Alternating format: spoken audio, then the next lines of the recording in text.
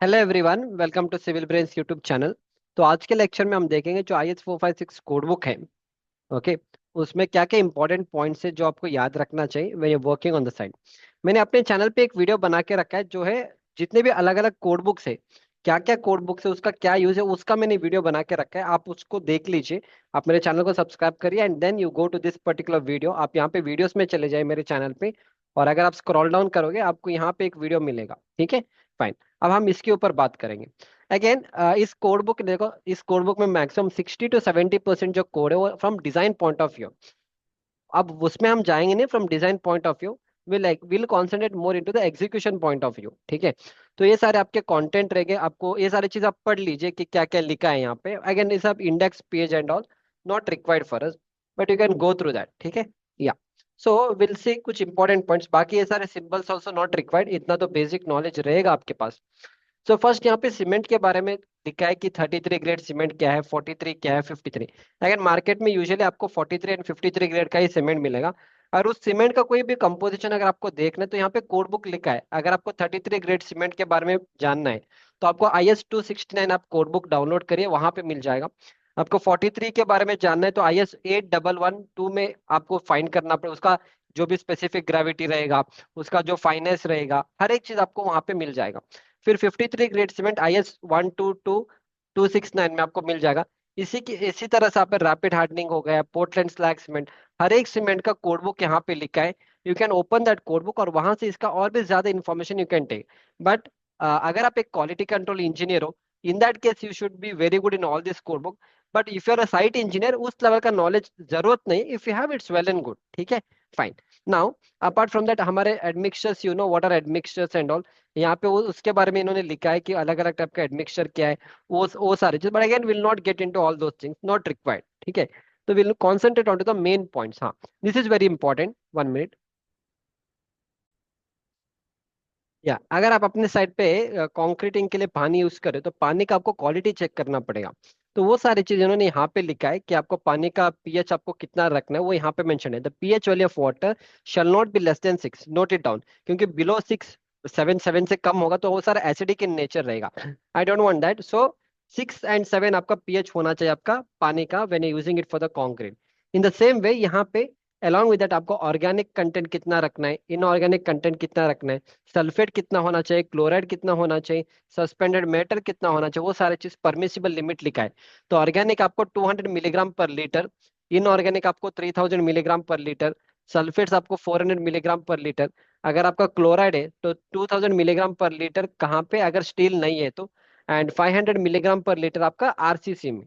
And suspended matter आपका 2000 milligram पर litre. अरे इससे ज्यादा और भी नॉलेज आपको चलना चाहिए तो आप यहाँ पे सारे कोड बुक लिखा है।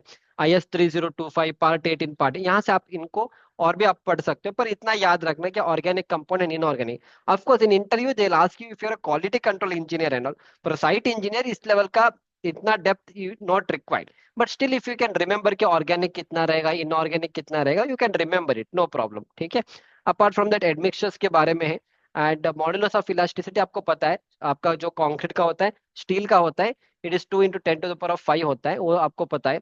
बाकी one more thing which you have to remember is, ये सारे चीज अगेन नॉट रिक्वायर्ड। हाँ, in the same way reinforcement के बारे में भी यहाँ पे दिया है कि अगेन ये सारी चीज आपको देखना पड़ेगा। अगर आप माइल्ड स्टील बार को यूज करोगे तो आपको IS 432 पार्ट 1 कोड बुक को रेफर करना पड़ेगा। और आप high strength deform by HYSD bar अगर आप यूज करोगे, in that case you to refer IS 1789।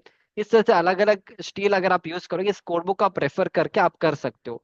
बाकी इसका कंक्रीट का जो मॉड्यूलस ऑफ इलास्टिसिटी होता है 5000 स्क्वायर रूट ऑफ FC के होता है, वो आपको ऑलरेडी पता है।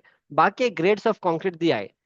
ओके, जैसे ऑर्डिनरी कंक्रीट मतलब M10 15 20 आपका ऑर्डिनरी कंक्रीट होता है। स्टैंडर्ड कंक्रीट इज 25 से 55। हाई स्ट्रेंथ कंक्रीट 60 से 80 होता है।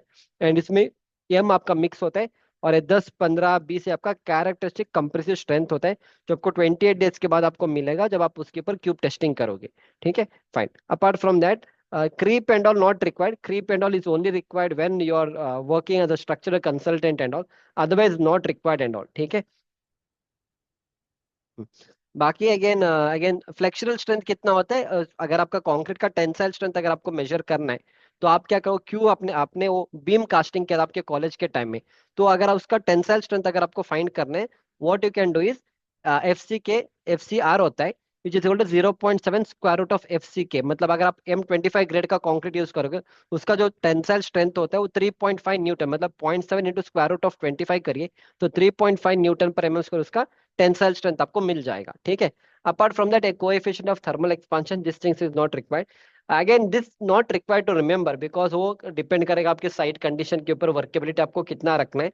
But still you can just go through this, okay, कि हमारा स्लम्प आपको कितना रखना है अपने कंक्रीट में बेस्ड ऑन योर वर्क। वो सारी चीज यहाँ पे मेंशन्ड है। But again sometime this depends on the type of the projects you are doing and all. Fine. Anyhow, again this is durability not required, and ये सारी चीज नहीं चाहिए। This exposure condition is important. Again the exposure condition will help you to decide, आपका जो grade of concrete होता है ना, वो डिपेंड करेगा आपका एक्सपोजर कंडीशन के ऊपर। इंटरव्यू में they can ask you what are the different exposure condition. एक होता है हमारा माइल्ड, फिर मॉडरेट, फिर severe, very severe and extreme condition. ठीक है। तो बेस्ड ऑन दैट हम अपने ग्रेड ऑफ कंक्रीट को भी हम डिसाइड कर सकते हैं। अगेन वो डिपेंड करेगा आप बिल्डिंग कहाँ पे बना रहे हो। अगर आप बिल्डिंग लेटेस्ट से आप सी शोर के पास अगर बना रहे हो, and if it is in contact with your water, sea water and all, तो वहां पे आपको ग्रेड बढ़ाना पड़ता है। तो वो सारी चीजें उन्होंने यहाँ पे एक्सपोजर कंडीशन को मेंशन किया गया है। But just try to understand कि mild, moderate, severe, very severe और एक्सट्रीम कंडीशन होता है। Rest again in depth is not required. Okay, fine. Apart from that this things is not required, क्योंकि it's not easy to remember, that is why I am telling not required. ठीक है। जो important है, which they expect you to know, only those things I will try to explain you. बाकी या बाकी this is important, try to remember this. जब भी आप इंटरव्यू में जाते हो, दे कैन आस्क यू कि माइल्ड, मॉडरेट, सीवियर और वेरी सीवियर और एक्सट्रीम कंडीशन में आपको मिनिमम ग्रेड ऑफ कंक्रीट कितना रखना चाहिए आरसीसी में। So this is very important, I highlight that. एक मिनट। तो अगर आप माइल्ड एनवायरनमेंट में अगर आप कंक्रीट लगा रहे हो, तो आपको मिनिमम ग्रेड ऑफ कंक्रीट कितना रखना चाहिए, सीवियर में कितना रखना चाहिए, वेरी सीवियर और एक्सट्रीम में कितना रखना चाहिए। You are to concentrate on this table. ये आपका सिर्फ पीसीसी के लिए, पीसीसी विल नॉट कॉन्सेंट्रेट, सिर्फ आरसीसी के ऊपर आप कॉन्सेंट्रेट करिए and will try to understand. ठीक है। सो अगर आप माइल्ड माइल्ड कंडीशन में, एक्सपोजर कंडीशन में अगर आप बिल्डिंग बना रहे हो, तो आपको मिनिमम ग्रेड आपको M20 मिनिमम आपको रखना ही रखना है आपके आरसीसी स्ट्रक्चर में। ओके। सो माइल्ड में आपको मिनिमम M20 रखना है। अगर आप moderate environment condition, exposure condition में अगर बिल्डिंग बना रहे हो, तो आपको minimum M25 grade of concrete आपको रखना चाहिए। सीवियर में आपको मिनिमम M30 रखना चाहिए, वेरी सीवियर में M35, और एक्सट्रीम में M40 आपको रखना चाहिए। बाकी मिनिमम सीमेंट कंटेंट भी आप याद रख लीजिए। अगर आप माइल्ड में बना रहे हो तो आपको 300 kilo newton per cubic metre, ये भी 300, 320, 340 and 360। Sir try to understand the sequence, mild, moderate, severe, और उसके बाद वेरी सीवियर और एक्सट्रीम। 300, 300, 320, 340, 360, एंड फिर मैक्सिमम वाटर सीमेंट रेशियो। अगर आप माइल्ड कंडीशन में अगर कॉन्क्रीट बना रहे हो, मैक्सिमम वाटर सीमेंट रेशियो आप M20 के लिए कितना रख सकते हो, 0.55। फिर M25 for moderate it is 0.5। इस तरह से आपको ये भी याद रखना चाहिए। In the interview they'll ask you, if not in the interview, at least when you're working on the site sometime you require these things। ठीक है, फाइन। अपार्ट फ्रॉम दैट बाकी ये सारी चीज नहीं चाहिए, एंड नॉट रिक्वायर्ड। ठीक है, बिकॉज अगेन ये सारी चीज नहीं चाहिए। Again this standard deviation is required when you are doing a mix design and all, but any अभी के लिए will not concentrate much into that. So will see some important points यहाँ पे। हाँ, दिस इज वेरी इंपॉर्टेंट।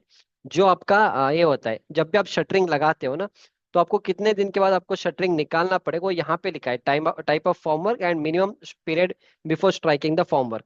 अगर आप shuttering कर रहे हो, जैसे फुटिंग का या कॉलम का बना रहे हो, वॉल का बना रहे हो, आप 24 आवर्स के बाद आप निकाल सकते हो अपने शटरिंग को। तो यहाँ पे लिखा है vertical formwork to column, wall, beams and all. 20 beams का क्या है, आउटसाइड, मतलब आउटसाइड शटरिंग आप 24 आवर्स के बाद निकाल सकते हो। ठीक है। इन द सेम में जो बीम के बॉटम्स होते हैं, वो सारे चीज आपको क्या करना चाहिए, 3 दिन के बाद आपको निकाल के फिर रीफिक्सिंग करना होता है। पर practically will not follow all this things. हम क्या करेंगे, आपका बीम बॉटम और प्रॉप्स को हम लेट से एटलीस्ट 15 दिन को रखेंगे। 15 दिन के बाद ही हम निकालेंगे। ऐसा नहीं कि एक बार निकालेंगे फिर रीफिक्स करेंगे, will not do that. Even though the code says that, but practically will not try to do that. What we do is सिर्फ कॉलम का, फुटिंग का, वॉल का, ये सारा, और बीम का जो आउटसाइड शटरिंग होता है, वो सारे हम 24 घंटे के बाद निकाल देंगे। बाकी जो आपका बीम का बॉटम या स्लैब का सेंटरिंग को हम मिनिमम 15 दिन तो वहीं पे रखेंगे। 15 दिन के बाद हम क्या करेंगे, पूरे प्रॉप्स को निकालेंगे। जो आपके बॉटम को निकाल के फिर प्रॉप्स को हम थोड़े दिन के लिए और 7 दिन के लिए और रीफिक्स कर देंगे। ये सारी चीज हम प्रैक्टिकली साइड पे करेंगे। कोड बुक में इतना सब लिखा है, but practically will not do like this, निकाल के फिर से रीफिक्सिंग सब हम नहीं करेंगे। ठीक है, that you have to understand. Apart from that और कुछ नहीं चाहिए यहाँ से. This things are not required in the sense you have to go through that, but again in depth knowledge is not required at least for a fresher level पे. बाद में जैसे जैसे आप काम करते जाओगे साइट पे, then you should have. Next is a frequency is important. जब भी आप सैंपल्स बनाते क्यूब टेस्टिंग के लिए आपको सैंपल्स बनाना. एक सैंपल मतलब 3 क्यूब होते हैं आपके, ठीक है.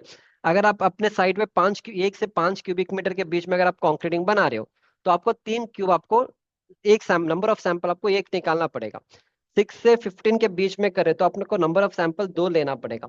16 से 30 के बीच में अगर आप ले रहे हो तो आपको 3 सैंपल लेना पड़ेगा.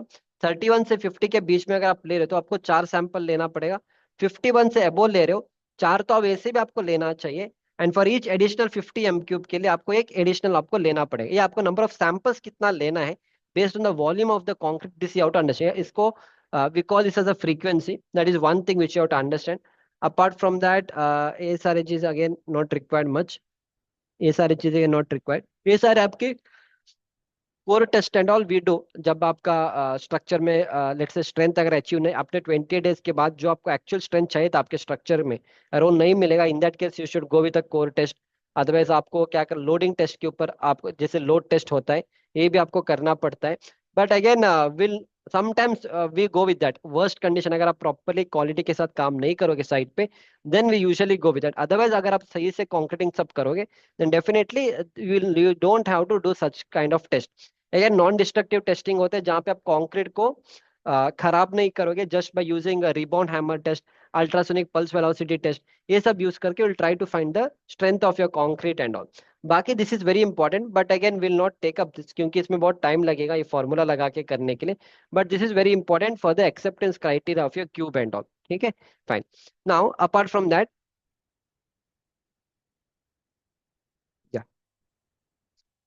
अगेन ये सारे चीज नहीं चाहिए. This is from fire resistance point of view. तो आपको कितना बीम का विड्थ रखना चाहिए, बीम का स्लैब का रिब विड्थ कितना आपको रखना चाहिए, ये सारी चीज यहाँ पे दिया जाता है based on fire resistance point of view. And again this is important from the designing point of view. अगर आप एक साइट इंजीनियर हो then this is not much needed and all. ठीक है, fine. Apart from that rest all things जो मैं थोड़ा थोड़ा छोड़ रहा हूँ ना, all this is required from the design point of view. So being a site execution engineer, all these things is not required. T beams, L beams and all practically will not do that. Okay. तो T beams आपने college के time में किया था, T beam L beam calculation किया था, but practically will not do the design as a T beam and L beam and all. ठीक है, फाइन. एंड आजकल आपके पास सॉफ्टवेयर भी है. मैनुअल कैलकुलेशन में ये सारी चीज आपको इंपॉर्टेंट होता है, किस तरह से आपको ये एफ एस सब फाइंड करना है. But today we have software like ETABS and STAAD Pro. Of course you should know how to do the manual calculation but this things are not required now. अगर आप manual calculation करोगे then all this things are required so that आपको deflection checking में ये सारे help करेगा. But again for a site engineer not required. Design engineer के लिए आजकल ETABS and STAAD pro is there and your excel sheets and all, so it will do the calculation on its own. But इसके पीछे का जो logic है वो सारी चीज आपको थोड़ा समझ में आना चाहिए. That's it. ठीक है, fine. Apart from that not required. All this things not at all required. हाँ, this is one very important, ये आपको पता होना चाहिए. आप जो डेवलपमेंट लेंथ आप साइट पे प्रोवाइड करते हो उसका फॉर्मूला है development length L D is equal to, ये आपका nominal diameter of the bar है. सिग्मा एस मतलब आपका स्ट्रेस इन द बार होता है, divide by 4 times the tau B D. ये आपका stress in the bar actually point, ये एक्चुअली फॉर्मूला ऐसा होता है इज इक्वल टू 0.87, बहुत लोगों को पता नहीं है, 0.87 एफ आई होता है. एंड फिर into dia of the bar होता है, फिर divide by 4 times the tau B D होता है. ठीक है, सो ये जो स्ट्रेस होता है आपका, जो रीबार में जो स्ट्रेस होता है वो आता है 0.87 एफ वाई होता है. एफ वाई आपका ग्रेड ऑफ द रीबार होता है.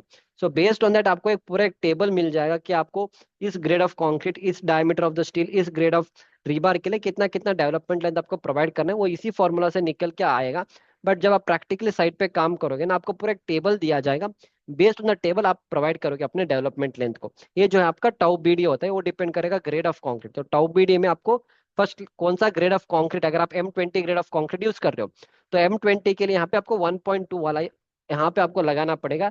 And then again there certain clauses, अगर आप HYSD बार यूज करोगे तो इन दैट केस आपको फिर वो 60% आपको इंक्रीज करना पड़ेगा. Again being a site engineer इसका कैलकुलेशन अगर आपको बेसिक नॉलेज है तो काफी है.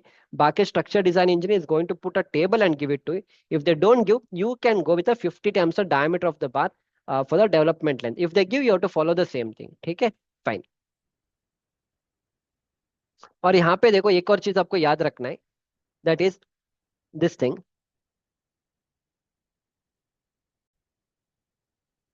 या बाकी ये सारे आपका डेवलपमेंट लेंथ के बारे में है, but again it will be given in the structural drawing, so being a site engineer it's not required. Okay, बाकी ये सारी चीज again all this things not required, not required. This is for mechanical device and all, that is fine।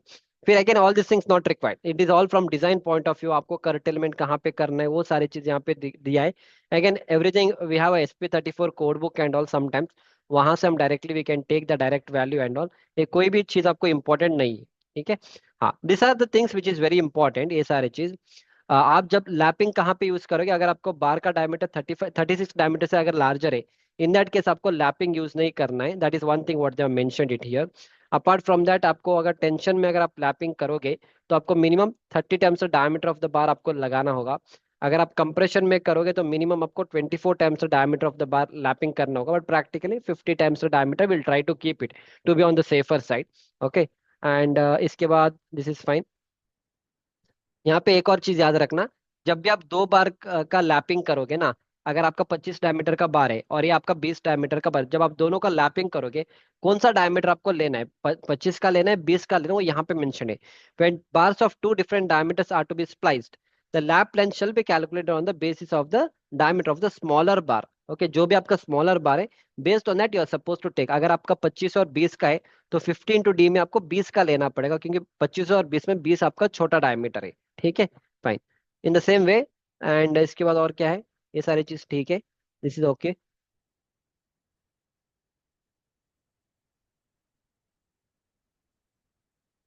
Okay, ये आपका minimum distance between the individual bar होता है। The horizontal distance between the two parallel main reinforcing bar shall not be less, मतलब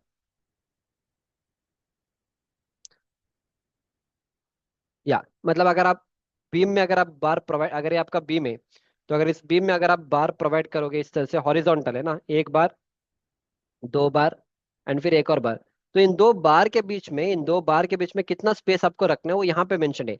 the diameter of the bar if the bar diameters are equal, अगर आपको तीनों या 16 diameter का सरिया है, तो आपको इन दोनों के बीच में 16 डायमीटर का गैप आपको रखना चाहिए। The diameter of the larger bar if the diameters are unequal, अगर ये 16 का है बाहर का और अंदर का 20 का है, तो आपको ये 20 डायमीटर का 20 mm का स्पेसिंग आपको रखना है। 5 mm more than the nominal maximum size of the aggregate, RCC में हम 20 mm का एग्रीगेट यूज करेंगे, तो उससे 5 mm ऐड करना, तो 20 + 5 मतलब 25 mm। तो इन तीनों में जो भी आपका ग्रेटर है ना, that we have to go. So by default 20-25 mm का ही आपको यहाँ पे मिनिमम स्पेसिंग रखना चाहिए दो बार के बीच में, ठीक है। तो शैल not be less than the greatest लिखा है, तो ये तो यूजुअली 25 आ जाता है, क्योंकि 20 तो वैसे भी आना ही आना है। अगर आप 32 mm का डायमीटर सब यूज करोगे तभी चेंज होगा, अदरवाइज नॉर्मल 20 डायमीटर +5 मतलब 25 mm का गैप आपको दो बार के बीच में आपको रखना चाहिए, ठीक है। So that is the meaning of this, ये सारी चीज आपको पता होना चाहिए being a site engineer, fine. इसके बाद इन द सेम वे, जब आप लेयर्स में बार प्रोवाइड करोगे, when where there are two or more rows of bar, the bar shall be in a vertically in line and minimum vertical distance between the bar shall not be less than 15 mm, two-third the nominal maximum size of the aggregate or the maximum size of the rebar whichever is greater। इसका मतलब है, जब आप beam में इस तरह से बार को, अगर ये आपका बीम का बीम है, तो इस बीम में आप दो दो लेयर में बार प्रोवाइड करते हो ना, this is your layer number 1, ये आपका लेयर नंबर 1 है। इसी तरह से आप एक स्पेसर बार लगा के आपका सेकेंड लेयर में आप बार को प्रोवाइड करोगे, राइट। आप इस तरह से एक और बार भी प्रोवाइड करोगे, वेट, इस तरह से, एंड फिर इस तरह से, तो इसके बीच में आप एक स्पेसर बार को लगाते हो, राइट। आपने किया था ये सारी चीज, you are going to provide one spacer bar, तो let me put one spacer bar, ये आपका स्पेसर बार है। तो स्पेसर बार जो आप लगाते हो कितने डायमीटर का लगाना है वो यहाँ पे मेंशन है। फर्स्ट आपको क्या करना पड़ेगा, मिनिमम आपको वर्टिकल डिस्टेंस से बार मिनिमम 15 mm तो रखना ही रखना है, first condition. Second is to-third of nominal maximum size of aggregate, मतलब टू-थर्ड ऑफ 20 करिए तो ये लगभग 16.67 आते हैं। सो 2 × 20 इज 40, 40/3 मतलब 16.67। First is minimum 15 mm, second 16.67 आता है, third is maximum size of the bar which ever is greater. तो इसमें से मैक्सिमम साइज अगर मान लो 16 का है और ये भी आपका 20 डायमीटर का है, तो मैक्सिमम आपका 20 डायमीटर का है, तो आपको मिनिमम 20 डायमीटर आपको रखना चाहिए, ठीक है। So that is the meaning of this. तो बाय डिफॉल्ट अगेन 20 mm का ही होता है यूजुअली, अगर 16 डायमीटर का सरिया यूज करोगे तो वो फॉर 16 और 20 डायमीटर का गैप इस दोनों के बीच में आपको रखना है। So that is the meaning of this clause number C. ठीक है, फाइन। इसके बाद बाकी कुछ नहीं चाहिए और, या बाकी अगेन नॉट रिक्वायर्ड। बाकी आ, या ये स्लैब का है, स्लैब का again not required much, of course it's required but again anyhow structural drawing में दिया जाता है, so you don't have to worry too much. And ये आपका कवर होता है जब भी आप ग्रेड ऑफ द कंक्रीट, अगर आप माइल्ड एक्सपोजर में अगर आप बनाओगे बिल्डिंग, तो नॉमिनल कवर जो मिनिमम कवर आपको 20 mm तो रखना ही रखना है। अगर आप मॉडरेट कंडीशन में बना रहे हो तो आपको कवर 30 mm में रखना ही रखना है। सीवियर में अगर आप लगा रहे हो तो आपको मिनिमम 45 mm का कवर रखना है। अगर आप एक्सट्रीम कंडीशन में कर रहे हो तो आपको मिनिमम 75 mm का कवर आपको रखना ही रखना है। ठीक है, so that is the meaning of all this different exposure conditions and all. And apart from that ये आपका मिनिमम स्टील फाइंड करने का है। अगर आप बीम में अगर आपको मिनिमम स्टील अगर आपको फाइंड करना है, तो you have to use this formula to find the minimum steel in the beam. In the same way ये आपका कंप्रेशन रिइंफोर्स मैक्सिमम रिइंफोर्समेंट आप अपने बीम में 4% तक आप प्रोवाइड कर सकते हो। दैट इज 0.04 B/D होता है। एंड आपका जो साइड फेस रिइंफोर्समेंट आता है, जब भी आपका बीम का डेप्थ 750 से ज्यादा चला जाता है, you have to use a side face reinforcement, वो यहाँ पे मेंशन्ड है। एंड अपार्ट फ्रॉम दैट ये आपका स्पेसिंग होता है। जब भी आप शेयर रिइंफोर्समेंट को प्रोवाइड करोगे, आपको minimum first is 0.75 times the D आपको यूज करना है। Okay, and apart from that second, in no casing जो स्टीरअप का स्पेसिंग होता है आपका, आपको 300 mm से ज्यादा नहीं लेके जाना है। ठीक है, again you don't have to worry, structure designing में करके दिया जाता है आपको, बट हाँ एटलीस्ट आपको पता होना चाहिए कि मैक्सिमम जो आपका स्पेसिंग होता है लैटरल टाइल्स का, ओके, बीम या लेट्स से कॉलम 300 mm से ज्यादा नहीं रखना चाहिए, यहाँ पे मेंशन है। In no cases lap the spacing shall exceed 300 mm। ठीक है, फाइन। ये आपका मिनिमम शेयर रिइंफोर्समेंट होता है। जैसे आप स्टीरअप प्रोवाइड करोगे, वो शेयर शेयर जो प्रोवाइड करते हो स्टीरअप एंड ऑल, उसका मिनिमम कितना शेयर आपको प्रोवाइड करो यहाँ से आपको मिल जाएगा। ये कैलकुलेशन करके आपको देखना पड़ेगा। Again structure engineer will do all this things, you don't have to worry, but at least some basic knowledge you should have, because like I mentioned इसमें मैक्सिमम चीजें from design point of view ही रहेगा। And आपका जो minimum steel आपको slab में minimum 0.12% आपको provide करना है, वो from HYSD part. Mild steel हम आजकल यूज नहीं करेंगे, तो मिनिमम रीइंफोर्समेंट आपको 0.12% of the area you are suppose to use it for the slab and all. Okay, and this is very important, column में आपको मिनिमम 0.8% ऑफ स्टील आपको use करना है, एंड 6% से ज्यादा आपको यूज नहीं करना है अगर आप लैपिंग नहीं करोगे तो। अगर आप लैपिंग कर रहे हो तो in that case you have to restrict up to 4% only, but again I told practically 2 to 3% ही होता है, इससे ज्यादा नहीं जाते हम लोग। ठीक है, फाइन। एंड आपको कभी भी याद रखना, the minimum number of longitudinal bars in the column shall be 4 in rectangular column, and circular में आपको मिनिमम 6 नंबर ऑफ मेन बार आपको प्रोवाइड करना है। एंड कॉलम में आपको मिनिमम 12 डायमीटर का सरिया आपको यूज करना पड़ेगा, that is another meaning of it. Next is that जब भी आप कॉलम में रीइंफोर्समेंट को प्रोवाइड करते हो ना, अगर ये आपका कॉलम है, if this is your column, तो ये जो रीइंफोर्समेंट आप प्रोवाइड करते हो वहां पे कॉलम में, ये जो रीइंफोर्समेंट आप प्रोवाइड करते हो, लेट से एक बार, ओके, ये आपका दूसरा बार, थर्ड बार, फोर्थ बार, फिफ्थ बार, सिक्स्थ बार, लेट से सेवेंथ बार, एट, तो इन दो बार के बीच में जो स्पेसिंग है ना, ये आपको 300 mm से ज्यादा नहीं होना चाहिए। इस बार और इस बार के बीच में 300 mm से ज्यादा नहीं होना चाहिए। 300 mm से ज्यादा, 300 mm से ज्यादा, 300, 300, 300, तो यहाँ पे spacing of longitudinal bars measured along the periphery of the column shall not exceed 300 mm। okay, that is another meaning of it। that's it। so ये सारे थोड़े इंपॉर्टेंट पॉइंट्स है। Apart from that again this things not required. ये आपका pitch होता है, pitch मतलब जैसे बीम में आपका स्टीरअप का स्पेसिंग होता है, इन द सेम वे आपका कॉलम में स्पेसिंग कैसे आप डिसाइड करोगे, first is the least lateral dimension of the compression member. अगर आप 300 बाय 450 का कॉलम यूज कर रहे हो, तो लीस्ट डायमेंशन मतलब 300 mm, तो आपको मिनिमम 300 mm तो प्रोवाइड करना ही करना है। 16 times the smallest diameter of the longitudinal reinforcement. अगर आप लेट्स से 16 डायमीटर का सरिया यूज करोगे, तो 16 टाइम्स इंटू 16, 16 इंटू 16 इज 256 होगा ना, सही है ना? या 16 इंटू 16 इज 256, तो आपको अगेन सेकेंड इज 256 हो जाएगा। Let me do the calculation. या 256, थर्ड इज 300, इसमें से कौन सा भी जो भी छोटा है ना, उसके हिसाब से आपको आपका जो लैटरल टाइल्स का स्पेसिंग आपको डिसाइड करना है। फॉर एग्जांपल यहाँ पे अगर आप कॉलम 230 बाई 300 का अगर आप कॉलम यूज करोगे, लेट्स से 230 बाई 450 mm, तो इसमें कम वाला कौन सा है, 230 आपको रखना चाहिए। This is condition number 1। फिर कंडीशन नंबर 2 में क्या आ रहा है, 16 times the diameter of the बार।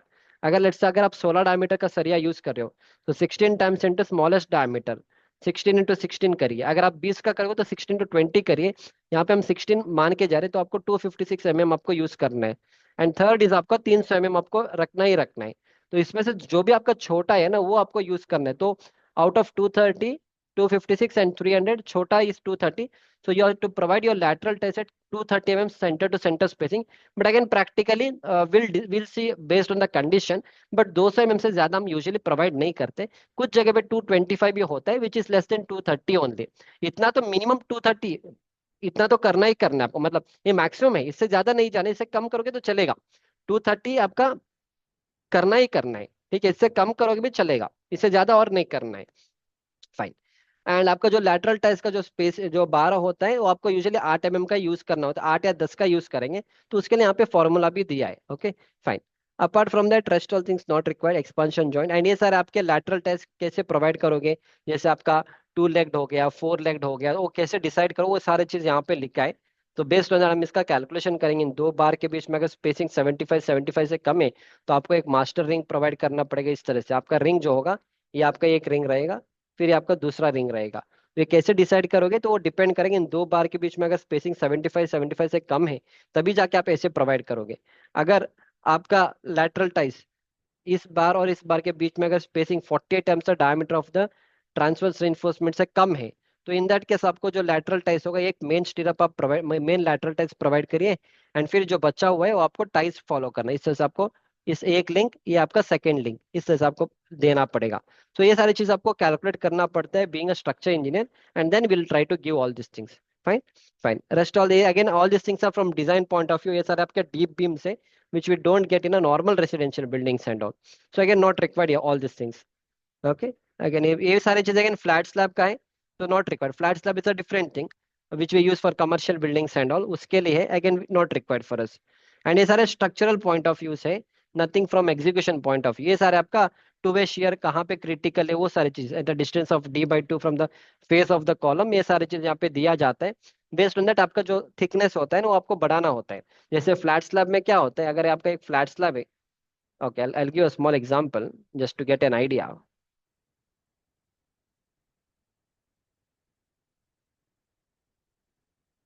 तो ये आपका फ्लैट स्लैब है। ओके, ये आपका फ्लैट स्लैब आ जाइए। तो ये देखो आप यहाँ से यहाँ पे ये कितना दूर तक जाना है। देखो यहाँ से यहाँ तक ही दिया है, this could have gone even from here to here also ना। बट ये यहाँ से यहाँ पे क्यों जाना है, ये सारे चीज डिसाइड करेंगे उस वाले क्लॉज से। यहाँ पे ये आपका डिस्टेंस आपका d/2 होता है। दैट इज वाई जब आप कोड बुक में आओगे लिखा है यहाँ पे देखो, ये अगर आपका कॉलम है सपोर्ट जंक्शन d/2 तक आपको ये एडिशनल थिकनेस आपको प्रोवाइड करना है from punching share point of view. Okay, so that is the meaning of this shear in flat slabs and all. Okay, again from design point of view it is given, not from execution point of view.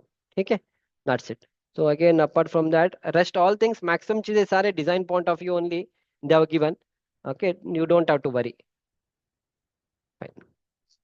Again this is for footing, but practical हम footing में ऐसा provide नहीं करेंगे। Footing में हम through out एक ही type का बार provide करेंगे। इसका मतलब है जहाँ पे आपके एक कॉलम और कॉलम आता है ना वहाँ पे आपको ज्यादा रिइंफोर्समेंट देना है, और सपोर्ट के पास जो और आपका एंड्स के, मतलब इसका मतलब क्या है, the meaning of this clause is that अगर आपका ये फूटिंग है तो usually what you do, footing हो गया तो आपके जो कॉलम है ना, कॉलम एग्जैक्टली हम सेंटर में प्रोवाइड करेंगे। तो आपको रीइंफोर्समेंट जो होता है ना, ये जो रीइंफोर्समेंट आपको मैक्सिमम रीइंफोर्समेंट आपको यहाँ पे प्रोवाइड करना होता है इस तरह से। तो अगर आपका फुटिंग है तो फुटिंग में आप मैक्सिमम रीइंफोर्समेंट या जो स्पेसिंग आप कम, इधर कम स्पेसिंग में प्रोवाइड करो। लेट्स से स्पेसिंग आपका 150 में है, ठीक है, एंड जो बचा हुआ स्पेसिंग है ना ये चाहिए तो आप 200 पे लगा दीजिए, या आप 200 पे लगा दीजिए, आप 200 पे लगा दीजिए। तो this is the central bandwidth जो लिखा है ना, ये आपका सेंट्रल बैंडविड्थ होता है। बट प्रैक्टिकली हम इतना सब नहीं करेंगे, it will be too much complicated and all. So हम क्या करेंगे, फुटिंग में थ्रू आउट एक ही स्पेसिंग हम प्रोवाइड करेंगे। पर कोड बुक में वो लिखा है कि आप इस तरह से करिए कि beta ratio long side to the shorter span of the footing लीजिए। बेस्ड ऑन दैट आप सेंटर में थोड़ा ज्यादा रिइंफोर्समेंट प्रोवाइड करिए एंड साइड में थोड़ा कम करिए। But again will not do that. Okay, we'll from execution point of view will not do that, that's it. Yeah. हाँ, next yeah, again all these things are from design point of view only, again not required. ये आपका combination होते हैं, partial safety factor आपका combination होता है जब भी आप डिजाइन करोगे। There is something called as limit state of collapse and limit state of serviceability based on the dead load live load, dead load live load, dead load live load plus wind load combination. इस तरह से आपको अलग अलग combination करके अपने अपने building को डिजाइन करना होता है। But again you don't require this if you are working on the side. Again ये सारी चीज आपका स्ट्रेस स्ट्रेन कर्व होता है which you already know, but still I explain you. जब भी आप स्ट्रक्चर डिजाइनिंग करते हो, ये आपका एक्चुअल कर्व है which is parabolic in nature, इसका एफसीके होता है। पर जब हम डिजाइन करेंगे विल नॉट टेक एफसीके, हम बोलेंगे नहीं, क्योंकि एफसीके जो हम लेते हैं वो एक्चुअली हमारा क्यूब स्ट्रेंथ है। पर प्रैक्टिकली क्यूब स्ट्रेंथ थोड़ा ज्यादा आता है compare two cylinder strength. That is by considering the shape factor and all, हम क्या करेंगे इस वैल्यू को 0.8 टाइम्स ऑफ 0.8 इंटू 0.8 कुछ लेना होगा, which comes out to be 0.67। 0.67 कैसे आता है वो बता रहा हूँ। तो एक्चुअली क्या आपका जो क्यूब स्ट्रेंथ होता है, इंडिया में क्यूब यूज होता है, वो स्ट्रेंथ ज्यादा होता है कंपेयर टू सिलेंडर। सिलेंडर में आपको स्ट्रेंथ थोड़ा कम आता है। तो इसीलिए यहाँ पे correction factor, shape factor, correction factor आपको लगाना होता है which is actually 80%, that is 0.8 into 0.8 आपको करना होता है। अगर आप एक करोगे ना तो आपको लगभग 0.64 विच इज लगभग 0.67, ये आपका 0.8 इंटू 0.82 कुछ होता है। Okay, so based on that 0.67 F से क्या आता है। So the reason behind this is shape factor and size factor. मतलब क्यूब का शेप 150 बाई, क्यूब का जो साइज है ना 150 बाई 150 बाई 150 होता है। जो आपके बीम से वो आपका 4 मीटर का रहेगा, 5 मीटर का रहेगा। बीम का साइज 230 बाई 450, 600 सब रहेगा। आप टेस्टिंग 150 150 के ऊपर कर रहे हो, रियल स्ट्रक्चर इससे ज्यादा है, तो आपको शेप, आपको जो साइज फैक्टर उसको लेना पड़ेगा। सिमिलरली आपका शेप फैक्टर, आपका जो क्यूब है वो क्यूब शेप में है, पर ये बीम कॉलम आपका क्यूब, जैसे बीम आपका क्या होगा, वो भी क्यूब में ही है पर वो लेंथ इतना बड़ा है, उसका डेप्थ बढ़ जाएगा। राइट, तो all this are the factors which you have to consider, keeping all those things in the mind. इस तरह से एक फैक्टर लगा के लिया जाता है विच कम्स टू 0.67 यहाँ पे। अब इसके ऊपर हम पार्शियल फैक्टर ऑफ सेफ्टी को लगाते हैं। जो आपका कंक्रीट का पार्शियल फैक्टर ऑफ सेफ्टी है वो 1.5 होता है। सो दैट इज वाई 0.67 के ऊपर और 1.5 हम पार्शियल फैक्टर ऑफ सेफ्टी लगाते हैं, तब जाके वो आंसर आ जाएगा आपका यहाँ पे 0.67 डिवाइड बाई एफ सी के अगर आप करोगे तो 0.42 कुछ आता है, 0.42 कुछ आते हैं। वही चीज हम अपने डिजाइन में लेंगे। Okay, you getting my point ना। ये जो 0.42 यहाँ पे आंसर आएगा, that is what we try to take. हम एक्चुअली अपने डिजाइन के लिए वी टेक दिस वन, इसको हम कंसिडर करेंगे। आप करिए इसको 0.67, 1 minute, let me do that. 0.67 divide by 1.5 करेंगे तो 0.44 विच इज 0.5। तो 0.5 इंटू एफ सी के मतलब ऑलमोस्ट 50% स्ट्रेंथ हम घटा रहे हैं। एक्चुअली आपका एफ सी के स्ट्रेंथ है, M20 ग्रेड का स्ट्रेंथ M20 है। जब हम डिजाइन करेंगे ना इसका सिर्फ हम 50% मतलब 45% लेंगे। मतलब सिर्फ इसका हम लेंगे कि 9 न्यूटन पर mm स्क्वायर ही हम इसका ऊपर स्ट्रेस करेंगे, not more than it. Even though your cube has a capacity of 20, we are stressing only up to 9 newton per mm square. That is the meaning of it. ठीक है, so that is why most of RCC structure थोड़ा safe होता है। अगर आप कुछ भी इधर उधर गलतियां करते हो, कुछ फेलियर ज्यादा नहीं होता है because of this reason only, this one reason. Of course अगर ज्यादा गलतियां करोगे then definitely it will fall and all, that is why quality is very important on the site. ठीक है, fine. So this was about the stress strain curve for the cube वाला, ये वाला concrete वाला पार्ट। ठीक है, again बाकी ये सारी चीज आपने कॉलेज के टाइम में किया था। Again all this things are required from the structure designing point of view. ये आपका area of stress block 0.3 F C के एक्सयू, ये आपका 0.42 होता है। बेस्ड ऑन दैट आपका ये वाला मैक्सिमम स्ट्रेन आ जाता है, and based on that only all this equations has been found and all. ठीक है, आपका एक्सयू मैक्स बाई डी, इसी से आपको पता चलेगा कि आपका सिंगल इन्फो सेक्शन या डबल इन्फो सेक्शन है तो आपका एक बीम का मोमेंट कैरिंग कैपेसिटी कितना होता है, वो आपका फॉर्मूला होता है 0.133 एफ सी के बी डी स्क्वायर। इसी से हमारा इस बीम में कितना कैपेसिटी वो यहाँ से फाइंड करेंगे सारे चीज। Again all this things are required from designing point of view, being a site engineer not required. Again ये सारे डिजाइनिंग है। अगर आपका कॉलम का लोड कैरिंग कैपेसिटी फाइंड करना है, सिर्फ एक्सियली लोडेड कॉलम, तो आपको ये फॉर्मूला यूज करना पड़ेगा। इससे आपको पता चलेगा आपके कॉलम कितना लोड ले सकते हैं only for a axial load, you can do it here.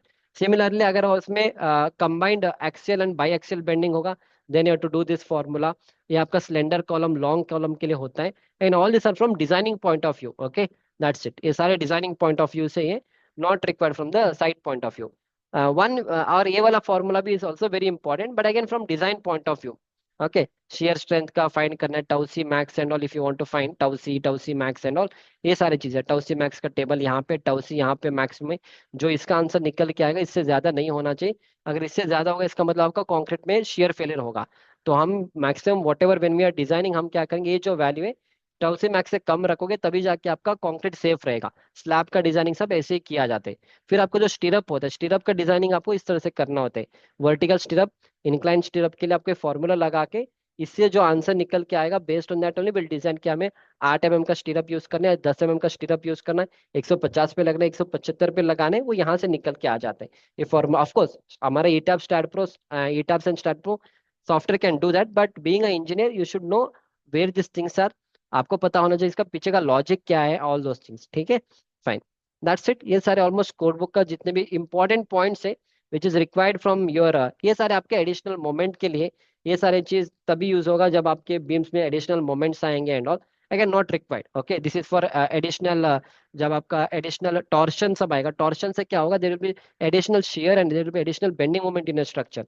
So code is giving you an indirect method to convert that torsion into equivalent shear and equivalent moment. Again, it is used from design point of view. Being a site engineer, it is not required. ठीक है, fine. I think yeah, that's it. So this was the entire thing जो मैंने आपको explain किया code book के बारे में। बाकी ये सारी चीज important है, but only from design point of view. So being a site engineer, don't worry, ये सारी चीज आपको कभी यूज नहीं आने वाले साइट पे। ओनली साइट पे आपको बस ये पता होना चाहिए डेवलपमेंट लेंथ कितना रखना है, लैपिंग कहाँ पे करना है, कहाँ पे नहीं करना है। कोड बुक में जो भी हमारा कवर के बारे में वो आपको समझ में आना चाहिए। आपको क्या क्या एक्सपोजर कंडीशन है वो आपको पता होना चाहिए। This are the things which is very important. बाकी जितने भी चीज मैं अभी स्क्रॉल डाउन कर रहा हूँ, is is for high level. Again deflection due to creep, ये सब बहुत हाई लेवल का होता है। Normal structure and all it is not at all required, G+1 G+2। अगर आप बहुत हाई राइज बिल्डिंग सब कर रहे हो, in that case and all it is useful. And ये सारे आपके स्लैब के बारे में, again all this things not required, क्योंकि आजकल जो आपके ईटैप्स और STAAD Pro, again I am not telling कि ये सारी चीज नहीं सीखना है, सीखना है। पर अभी इस लेक्चर में आपको एक्सप्लेन नहीं कर पा रहा हूँ, नहीं कर रहा हूँ, इतना ही है। बाकी दिस इज वेरी इंपॉर्टेंट अगर आप मैनुअल कैलकुलेशन करोगे। बट फ्रैंकली स्पीकिंग स्लैब का डिजाइनिंग करने की जरूरत नहीं होता है, क्योंकि स्लैब में अगर आप 10 डायमीटर का सरिया 150 पे लगा देते हो तो स्लैब इज सेफ। तो आपको ये सारे स्लैब का डिजाइनिंग होता है कि interior panel, one short edge continuous, one long edge and all.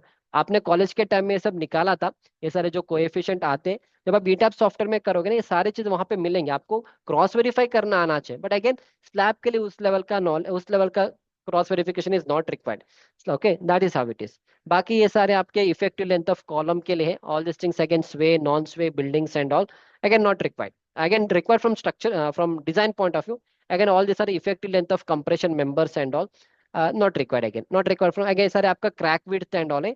Crack width में एक क्लॉज है, आपका crack width 0.3 mm, 0.2 and 0.1 mm, तीन क्रैक विड्थ आपका होता है। ओके, ये सारे crack width point of view it is given and all. But again now is the software will take care of this. And ये सारे वेरी इंपॉर्टेंट फॉर्मूलाज आपके college के टाइम में आपने सारे किया, इसी इसी के बेसिस से आप ना आपके बीम में कितना मोमेंट जनरेट हो रहा है, वो आपका बीम का कितना बेंडिंग मोमेंट कैपेसिटी वो यहाँ से निकाला जाता है। ये फॉर्मूला जो है, इससे आप एरिया ऑफ स्टील निकाल सकते हो। इस फॉर्मूला से आप फाइंड कर सकते हो आपका एक सिंगल अगर बीम है 230 बाय 450 का बीम है, उस बीम में कितना मोमेंट हो। एमयू लिमिटिंग जो आपने निकाला तो वही यहीं से निकाला जाता है। And all this things are important if you are working on the site, some time it is important, but all this things are very important if you are working the structure designing office. ठीक है, ये सारे जो formulas है आपके ETABS STAAD Pro software में already input है। पर अगर आपको मैनुअल कैलकुलेशन करना आता है, आप क्रॉस वेरीफाई कर सकते हो आपका manual calculation with the ETABS software and all. But site engineers need not know all this things in that level. If you know it's well and good, that's it. ठीक है, I think maximum चीजें मैंने cover किया है। And बाकी तो हाँ, fine, that's it. So whatever I explain you, note it down. ये सारे इंपॉर्टेंट पॉइंट्स है, being a site engineer you should be knowing, you don't have to know everything, that's it. So I hope आपको ये lecture समझ में आ चुका होगा। And अगर आपको और कोई टॉपिक के ऊपर वीडियो बनाना है, यू कैन कमेंट, उस टॉपिक के ऊपर हम वीडियो बनाएंगे। एंड अगर आपको ये सारी चीजें ना वो बेटर वे सीखना है, download My Civil Brains app, जहाँ पे हमने ये सारी चीज और भी in a better way explain you. अभी तो मैं बस आपको कोडबुक समझा रहा हूँ, पर ड्राइंग के साथ हम समझेंगे सर, ड्राइंग में क्या लिखा है, ड्राइंग को कैसे पढ़ा जाता है, ड्राइंग के पीछे लॉजिक क्या है। वो सारी चीजें जब आप मेरे कोर्स में एनरोल करोगे, you can enrol in my 3-in-1 combo, 6-in-1 combo, या माई कंस्ट्रक्शन मैनेजर मास्टरी, सारे के ऊपर आपको 50% का ऑफ चल रहा होगा। You can buy this for 9,999, ये आपको 4,000 में मिलेगा, या आपको 1,999 में मिलेगा। जहाँ पे हम ये सारी चीजें ना more better way, structured way, with relationship to the structural drawings will try to understand. अभी जो मैं चीज समझा रहा हूँ आपको, जैसे हिंदी लैंग्वेज के ऊपर आप क्लिक करिए, तो यहाँ पे ये सारी चीज हम समझेंगे। स्ट्रक्चर ड्राइंग रीडिंग का एक्सपर्ट सीरीज है, जहाँ पे हम बिल्डिंग का ड्राइंग को समझेंगे। फुटिंग कॉलम, ये जो वन वे शेयर मैंने आपको पढ़ाया था, टू वे शेयर है, उसके पीछे क्या लॉजिक है, कॉलम का डिजाइन कैसे होता है, कॉलम का लैटरल टेस्ट, अभी जो मैंने क्लॉजेस समझाया था आपको प्रैक्टिकल, वो सारी चीज होते क्या है, उसका डिजाइनिंग कैसे किया जाते हैं, वो सारी चीज one by one will try to understand इस तरह से। अभी जो मैंने वहां पे समझाया ना, ये सारी चीज हम समझेंगे यहाँ पे। ये 75 mm कहाँ पे यूज करेंगे, लैटरल टेस्ट कैसे प्रोवाइड करने हैं, ये वाला लैटरल टेस्ट कब यूज करोगे, ये सारे आपको मैं one by one I tell you in my course and all. Okay, क्योंकि इसमें बहुत टाइम लगता है एक्सप्लेन करने में। So download my Civil Brains app and you will get a wonderful knowledge from my courses, and I will see you back in the next video. Thank you.